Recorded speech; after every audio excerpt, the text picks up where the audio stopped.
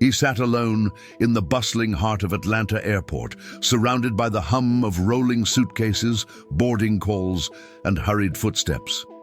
In front of him, a tiny slice of cake with a single candle flickered against the terminal's harsh lights. 75 years old and utterly invisible to the world rushing past. The late afternoon sun filtered through the massive glass walls of Hartsfield-Jackson Atlanta International Airport, painting long golden streaks across the food court. Travelers hurried in every direction, families returning from vacations, business people tapping furiously on laptops, and tired tourists clutching coffees. Amid that restless energy sat Arthur Miller, wearing his neatly pressed jacket and holding a small plastic fork, like it was the only thing anchoring him to this moment. He had flown into Atlanta that morning from Tampa on his way to Denver. It was supposed to be just a layover, a quick stop before heading to the house he once shared with his late wife. But as the clock struck 2:15 p.m., Arthur quietly whispered to himself, "Happy birthday," and took a bite of the cake he'd bought at a nearby coffee stand. No one noticed. He watched the people around him, young couples sharing fries, children laughing, friends embracing after long trips. A part of him wanted to join their noise, to be part of someone's story, even for a moment. But another part had long grown, used to the silence that followed him like a shadow since Margaret passed 3 years earlier. In his breast pocket was a folded letter. He touched it absent-mindedly, feeling the edges like one might trace the lines of an old photograph. Inside that letter was a decision he had made months ago, but never truly felt ready to act upon. Today, on his 75th birthday, he had finally signed it. As he ate, a sudden announcement echoed through the terminal. "Attention passengers, Flight 206 to Denver is delayed by 3 hours due to severe weather conditions." A murmur rose in the crowd. Arthur sighed softly. 3 more hours alone. He looked at the empty chair across from him and whispered, "You'd laugh at this, Maggie. You always did hate airports." Little did he know, this delay would bring someone unexpected to that very chair and change the course of both their lives. The minutes stretched slowly inside Atlanta Airport as Arthur finished the last crumbs of his modest cake. Around him, the food court grew louder. People complaining about delays, gate changes flashing on the monitors, a group of teenagers laughing too loudly near the escalators. He adjusted his jacket, wiped his mouth with the thin napkin, and looked at the empty chair in front of him. That's when she appeared. A woman in her mid-30s, with dark curly hair tied in a loose bun and a bright red scarf wrapped around her neck, scanned the crowded tables holding a tray with a sandwich and a bottle of water.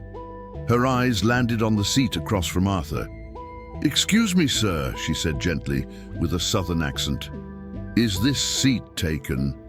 Arthur shook his head. "No. Go ahead." "Thanks," she smiled, placing her tray down. "It's crazy here today. You'd think the whole country decided to fly at once." Arthur gave a polite chuckle, but his gaze drifted back to the terminal windows. For a few moments they ate in silence, surrounded by the constant murmur of travelers. The woman noticed the small paper plate with melted candle wax still sitting on Arthur's tray. "Birthday?" she asked softly. Arthur hesitated, surprised she had noticed. Yeah, 75 today." Her face lit up. "Well, happy birthday. That's a big one." He smiled faintly. "Thank you. Not exactly the party I imagined when I was a kid." She laughed warmly. "Airports aren't exactly known for good birthday vibes." Then she added, "I'm Emily, by the way. Headed to Chicago. You?" "Denver," he replied. "Was supposed to be there by dinner, but weather had other plans." Emily leaned back, taking a sip of water. "Yeah, my flight's delayed too. Guess we're all stuck here together." Something about her presence felt unexpectedly comforting. She wasn't loud or nosy, just present. For the first time that day, Arthur felt like someone had actually seen him, They began chatting casually about flights, airport food, and the chaos of traveling alone.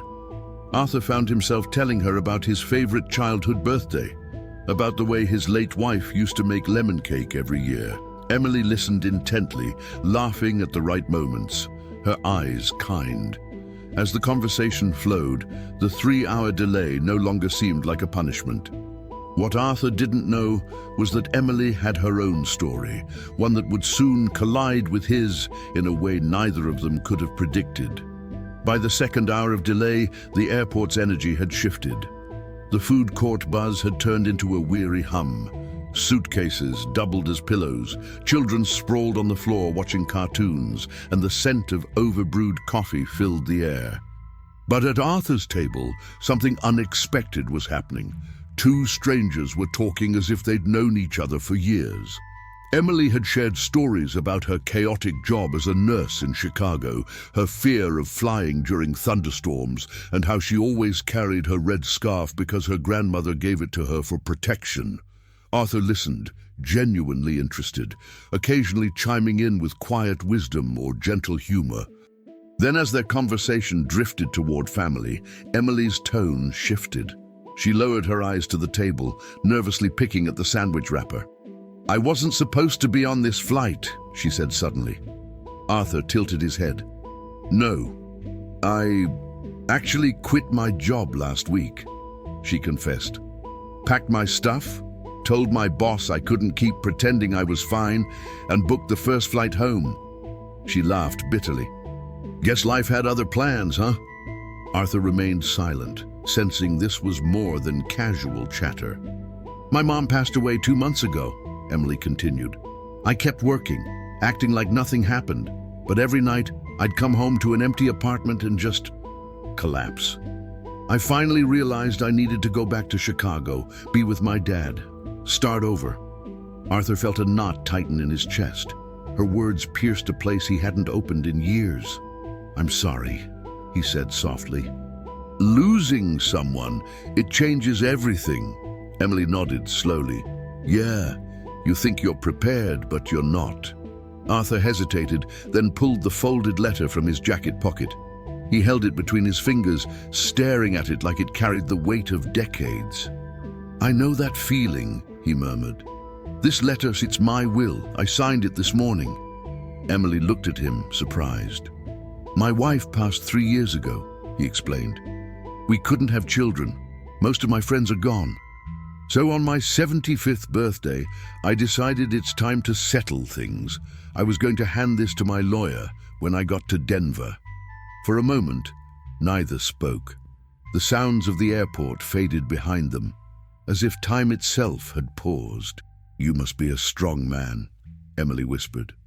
Arthur shook his head. "No, just tired of drifting alone." She reached across the table and gently touched his hand. "You're not invisible, Arthur, not today." He felt something stir in his chest, something he thought was long gone. What would you have said to Arthur in this moment? Let me know in the comments. Neither of them knew it yet, but this unexpected conversation would trigger a decision that would change both of their futures forever. Rain hammered the airport's glass ceiling like a relentless drum. Outside, the storm had grown fierce. Lightning flashed over the Atlanta tarmac, illuminating the rows of grounded planes like frozen giants. Boarding announcements kept repeating the same phrase: delayed until further notice. Arthur and Emily had moved to a quieter corner of the terminal, near a row of large windows where they could watch the storm roll in. He had offered to buy her a coffee. She had insisted on paying. They compromised by each buying one for the other, laughing like old friends. Arthur couldn't remember the last time he'd laughed like this. "I swear," Emily said between sips, "if they cancel this flight, I might just drive all the way to Chicago." Arthur chuckled. "At least you'd make better time than this storm." Then, as thunder echoed in the distance, he grew thoughtful. His hand brushed over the folded will again, almost unconsciously. Emily noticed. "You keep touching that letter," she said gently. Arthur nodded slowly. "It's strange. I made all these decisions about my estate as if it were just numbers on paper. But sitting here with you, hearing your story, it made me realize something. Emily tilted her head. What's that? That the things we leave behind shouldn't just disappear into the void. They should matter to someone, be part of someone's life. He exhaled, looking at the stormy sky. For years, I thought I was just waiting to fade quietly. But maybe there's still something meaningful left to do.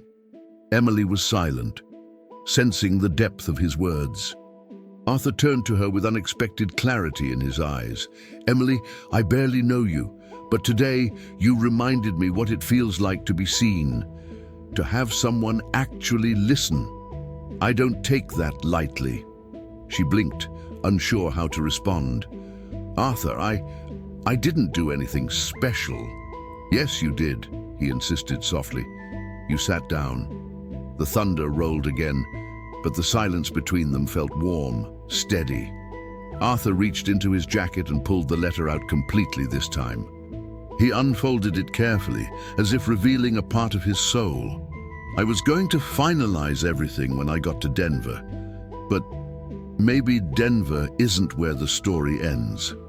Emily stared at him, confused but intrigued. What do you mean? Arthur didn't answer right away.